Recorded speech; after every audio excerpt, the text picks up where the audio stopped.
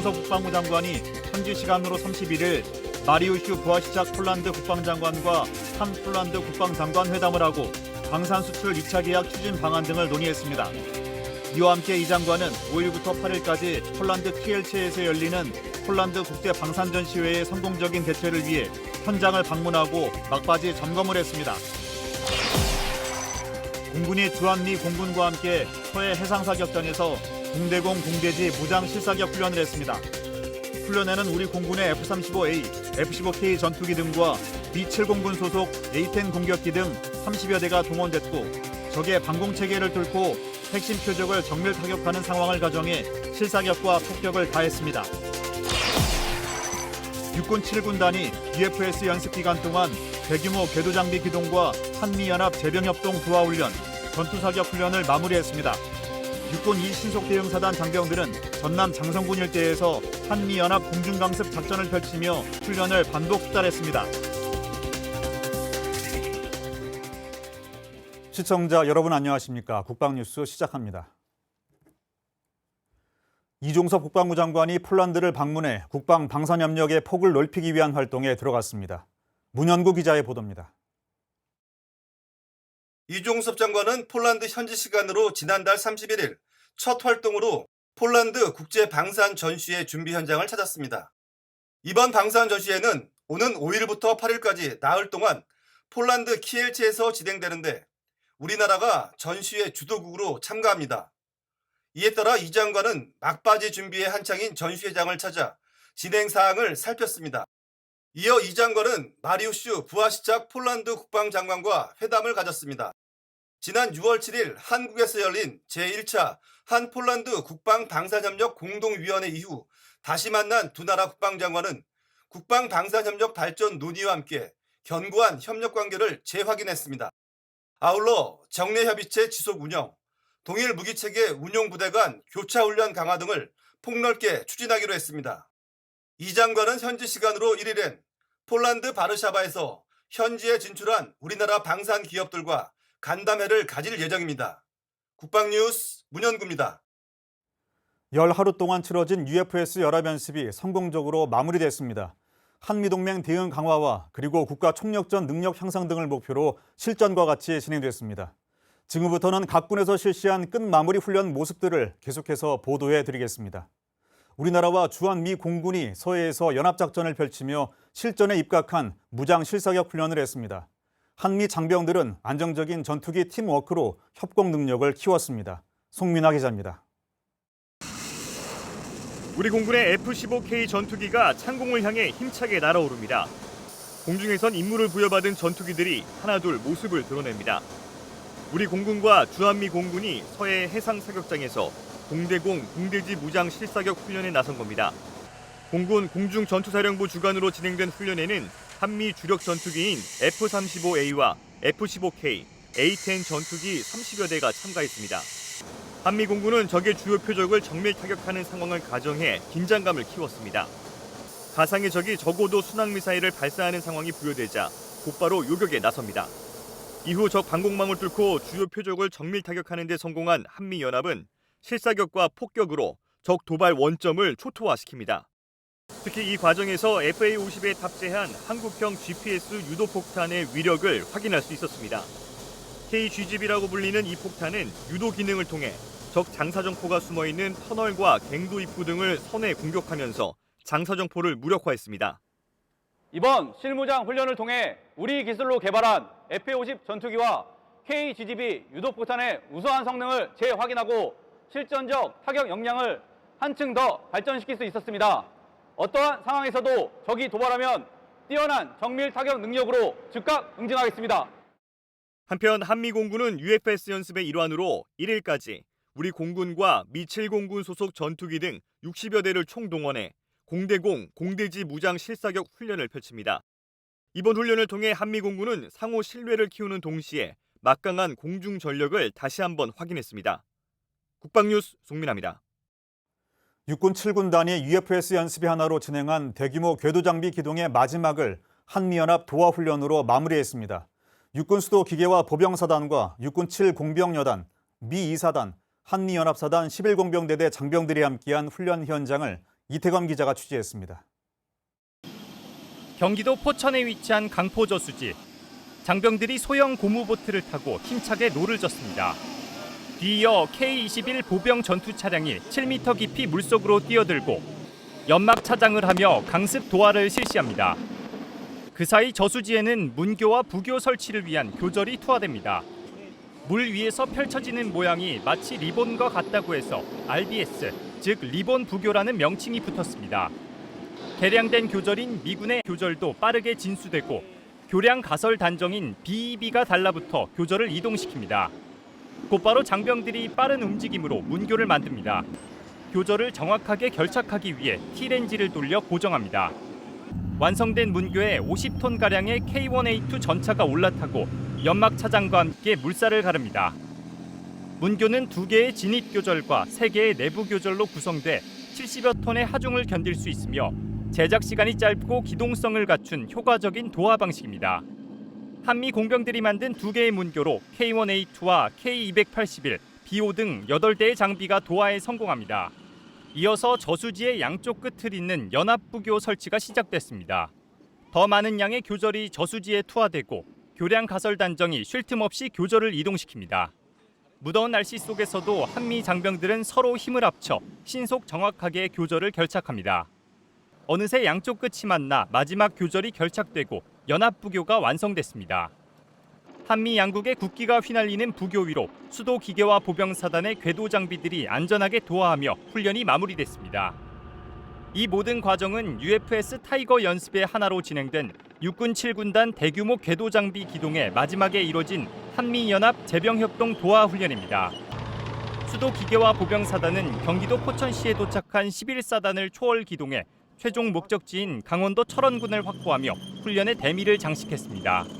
하천 장애물 극복 능력과 승무원들의 자신감 향상은 물론 제병협동 팀워크를 배양할 수 있는 좋은 기회가 되었습니다. 앞으로도 완벽한 작전 수행 능력을 통해 적의 중심을 타격하고 경멸할 수 있는 능력과 태세를 갖춘 부대를 육성하겠습니다. 이 과정에서 수기사는 7공병여단과 미 2사단 한미연합사단 11공병대대와 함께 연합 도하 훈련을 했습니다. 적진을 향해 신속히 기동하던 수기사단의 기계화 부대가 하천을 마주한 상황을 가정해 하천의 폭과 깊이, 전장 상황을 고려한 다양한 도하 훈련이 이뤄졌습니다. 이번 한미연합 도하훈련을 통해 어려운 여건 속에서도 대한민국의 안보를 위하여 희생하는 미군 측에 감사함을 전하고 싶습니다. 우리는 영원한 원팀이라는 것을 잊지 않았으면 좋겠습니다. Forever, we go together. So this training has been extremely successful from both our perspective and from what we've spoken to with our ROC counterparts. We've been able to learn a lot from each other and really build our proficiency and integrate together to work as one unit, which is one of the main goals every time we do combined training. 이날 훈련에서 수기사단은 여단급 이하 전술제대의 야외 기동 훈련 최초로 군 위성통신체계 2를 적용했습니다. 군 위성통신체계 2는 기존 FM 무전 방식과 달리 이격거리와 지형의 영향을 받지 않기 때문에 산악 지형이 많은 한반도 전장 환경에서 작전 수행 능력이 비약적으로 향상되는 것이 특징입니다. UFS 연합연습의 마지막 날 진행된 이번 훈련은 한미 간의 실전적 도하 지원 능력을 향상시킴과 동시에 한미동맹 70주년의 굳건함을 다시 한번 확인하는 시간이었습니다. 국방뉴스 이태검입니다. 공중을 활용한 입체적인 기동은 전선 돌파뿐만 아니라 적의 약점과 핵심을 공략하는 중요한 요소입니다. 이에 한미연합전력이 함께 공중 강습작전 훈련을 실시했습니다. 안지연 기자가 취재했습니다. 파란 하늘에 AH-64 아파치가 호버링을 하며 공중 엄호를 하고 UH-60 블랙호크와 CH-47 치누크가 강한 바람을 일으키며 연속적으로 지면에 랜딩합니다. 장병들이 완전 군장을 착용한 채 헬기에서 신속히 강습하고 강습을 마친 장병들이 지체 없이 시가지에 진입해 적을 소탕하며 작전은 성공적으로 달성됩니다. 육군 이신속 대응사단이 31일 전남 장성 일대에서 대규모 한미연합 공중강습작전을 진행하는 현장입니다. 공중강습작전은 중요 지점에 병력을 헬기 등으로 이동시켜 적을 신속히 공격하는 작전입니다. 이번 훈련에는 육군 이신속 대응사단과 육군 항공사령부, 미 2사단 한미연합사단 장병 1,700여 명이 참가한 가운데 40여 대의 한미항공 전력이 투입돼 대규모로 진행됐습니다. 훈련은 실제 작전 상황과 연계하여 적을 제압하기 위한 포병대대의 포탄 사격 훈련과 주요 강습 목표인 도시를 장악하기 위한 도시지역 작전 훈련, 야간 지상공격 작전이 함께 진행됐습니다. 특히 실전과 유사한 상황을 조성하기 위해 도시지역 및 지상작전 간 대대급 대항군과 마일즈 장비가 활용됐습니다. 이번 한미연합 대규모 공중 강습 작전은 우리 이 신속대응사단의 임무 완수 가능성을 입증하는 것을 넘어 한미동맹을 더욱 굳건히 다질 수 있는 성과 있고 의미 있는 훈련이었습니다. 이를 토대로 언제 어떤 상황에서도 신속하고 완전한 전투준비 태세를 확립할 수 있는 부대가 되도록 최선을 다하겠습니다. Today our mission is conducting an air assault with the Rock Army. Everyone in my platoon has had a great time and will continue with this unique experience working with the Rock Army. They've been very welcoming and teaching us, and we have been teaching them tons of new things about how to train and maneuver. Everyone in the platoon will forever remember this opportunity to train with the Rock Army. 부대는 한미동맹의 압도적인 힘으로 적의 심장부를 신속히 타격하는 최정예 신속대응사단으로 거듭나고 있습니다. 국방뉴스 안지현입니다. 2023년 UFS 타이거 훈련 하나로 진행한 육군 7군단 기동사단의 쾌속 전진을 돕기 위해 후방에서는 육군 7포병 여단의 막강한 포격 지원이 이루어졌습니다.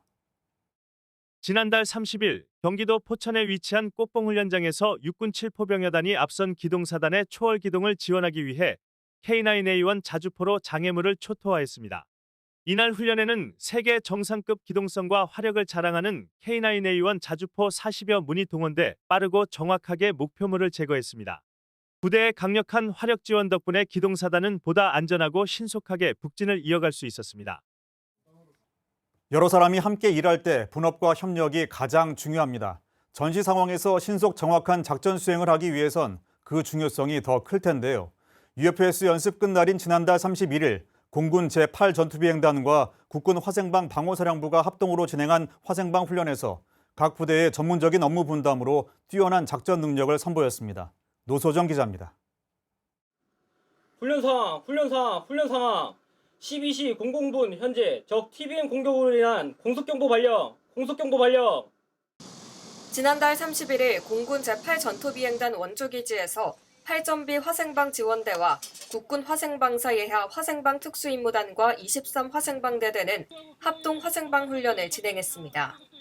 이번 훈련은 적의 화학탄 공격을 가정해 공군 8전비에서 화학탄 공습경보를 발령하면서 시작했습니다. 화학탄 공격으로 대규모 오염이 발생하자 공군 8전비는 국군 화생방사에 기지 지원을 요청했습니다.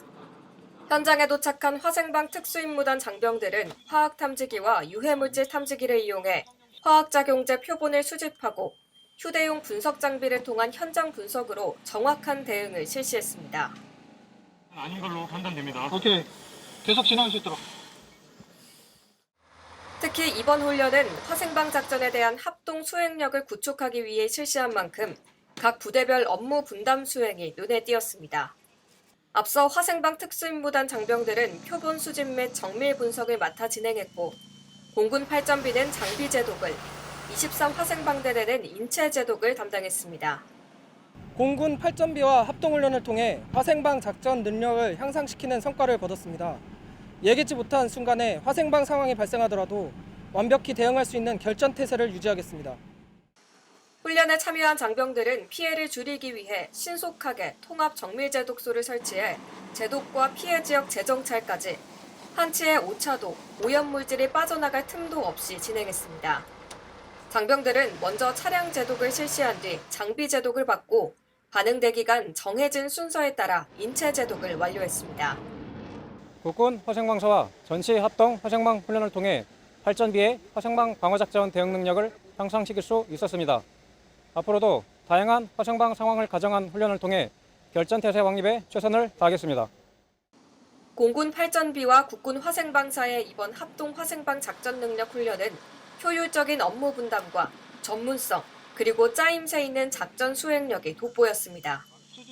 이번에 진행된 공군 8전비와 국군 화생방사의 합동 화생방 훈련을 통해 우리 군은 앞으로도 예상치 못한 테러 상황에 완벽히 대응할 수 있도록 노력할 예정입니다.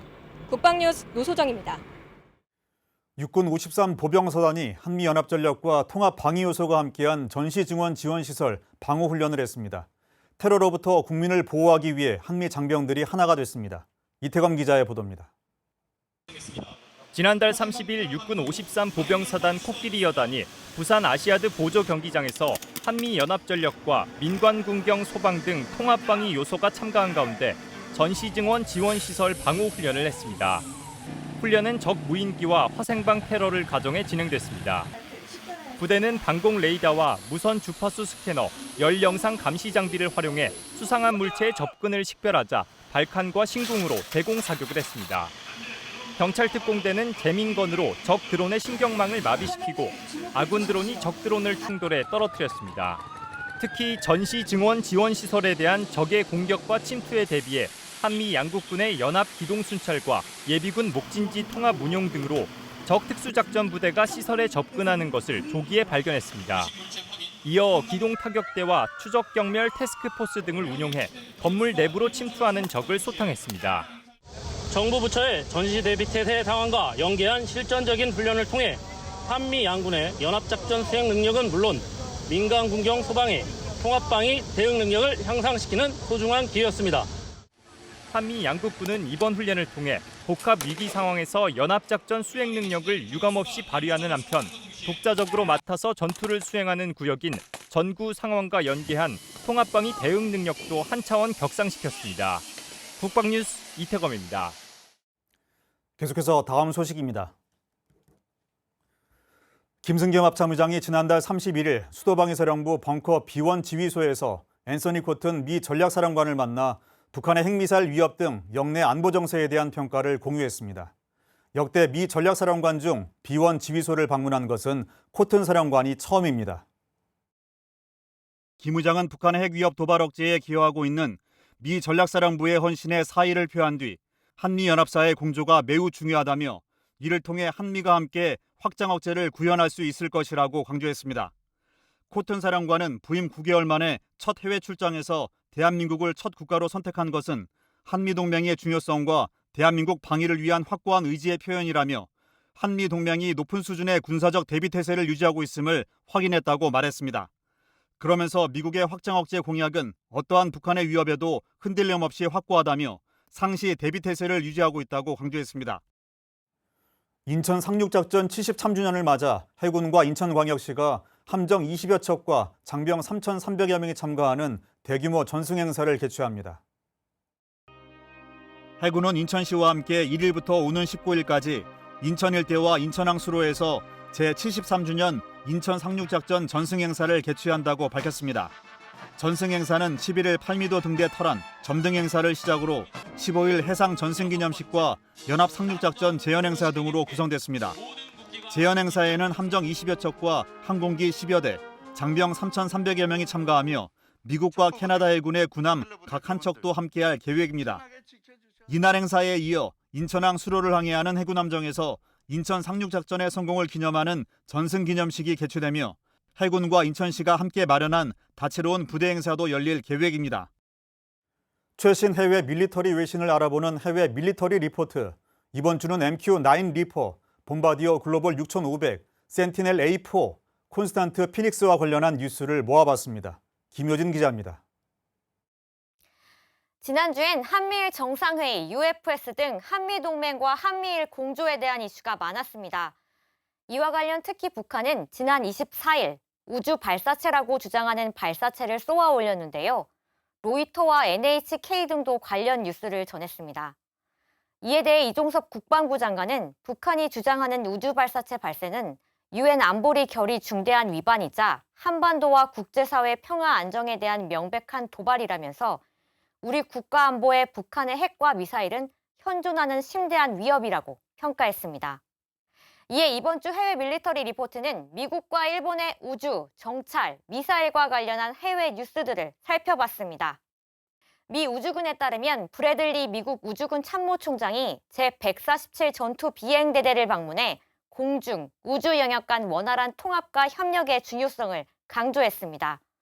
이후 MQ-9 리퍼 무인 항공기의 작전 및 지원을 담당하는 공군 장병들과 회의를 진행했는데요. 관련 부대가 통신위성, GPS 등 우주군의 자산들을 이용해 MQ-9 리퍼를 운영해서입니다. MQ-9 리퍼 외에 다른 정찰 전력도 알아봤습니다. 미 육군은 고고도 차세대 공중정보 감시 정찰 사업의 일환으로 봄바디어 글로벌 6500 제트기에 정보 감시 정찰용 감지기를 탑재할 것이라 밝혔습니다. 이어 센티널 A4 단거리 방공 감시체계 초기 생산 단계에도 돌입합니다. 미국 미사일 및 우주산업 집행을 담당하는 로나조 미 육군 소장은 오는 2024년 센티널 A4 공중 미사일 방어 레이더 19대를 획득할 계획이라고 말했습니다. 이렇게 되면 현재 운용 중인 센티널 A3 단거리 방공 레이더를 비롯한 감지 체계가 신형 장비로 교체되면서 순항미사일과 무인항공기, 로켓 등 다종류의 감지 대상을 동시에 추적할 수 있게 될 것으로 예상됩니다. 한편 일본 류큐신보는 주일 미군 가네다 기지에 미국 오퍼트 공군기지 소속 특수정찰기 WC-135R 콘스탄트 피닉스가 착륙했다고 밝혔습니다. 이에 대해 일본 언론은 최근 북한의 동향을 경계하기 위한 것이라고 보도했습니다. 지금까지 해외 밀리터리 리포트 김효진이었습니다. 9월 1일 오늘의 국방단신 전해드립니다.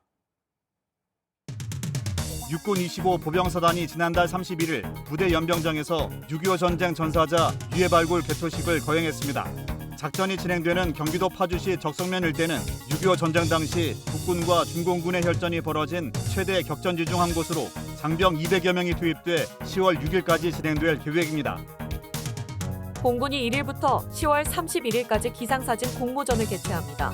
대한민국 국민 누구나 지원할 수 있고 신청자는 공군 인터넷 홈페이지 기상사진 공모전 게시판에 참가 신청서와 함께 개인별 최대 2점의 기상사진을 올리면 됩니다. 최종 수상자 20명은 12월 첫 주에 공군 인터넷 홈페이지를 통해 발표될 예정이며 최우수상 1명과 우수상 3명은 공군 참모총장상과 상금이, 장려상 5명은 공군 작전사령관상과 상품권이, 입선 10명은 공군 기상단장상과 기념품이 수여됩니다.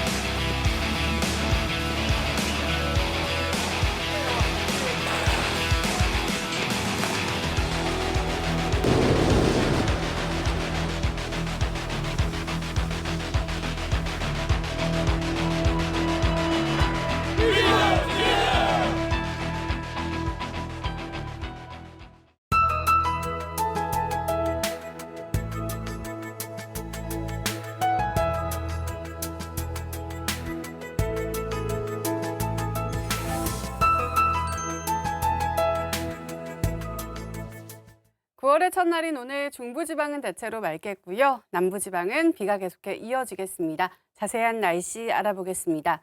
중부지방은 다시 맑은 하늘을 되찾았지만 남부지방은 대체로 흐린 가운데 곳곳에 여전히 비가 이어지고 있습니다.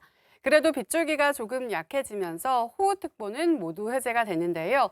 내일까지 남해안에 많게는 100mm 이상, 제주에도 최대 200mm 이상의 많은 비가 쏟아지겠습니다.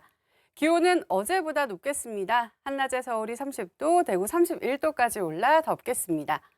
주말인 내일도 남부와 제주를 중심으로는 비가 내렸다 그쳤다를 반복하겠는데요. 자세한 기온 살펴보시면 내일 아침 최저기온 서울은 21도, 대구는 23도로 출발을 하고요.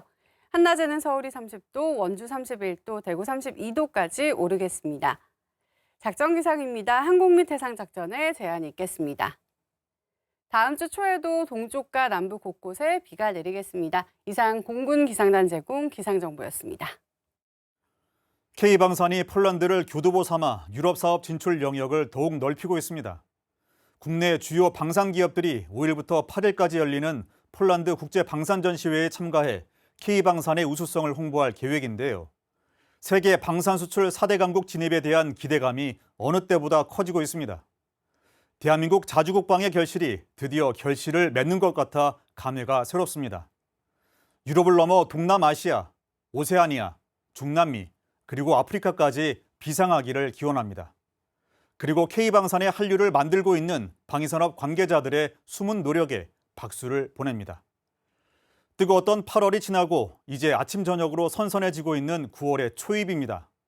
환절기 건강 유의하시고 좋은 주말 보내시길 바랍니다. 9월 1일 국방뉴스 소식 여기까지입니다. 시청해주신 여러분 고맙습니다.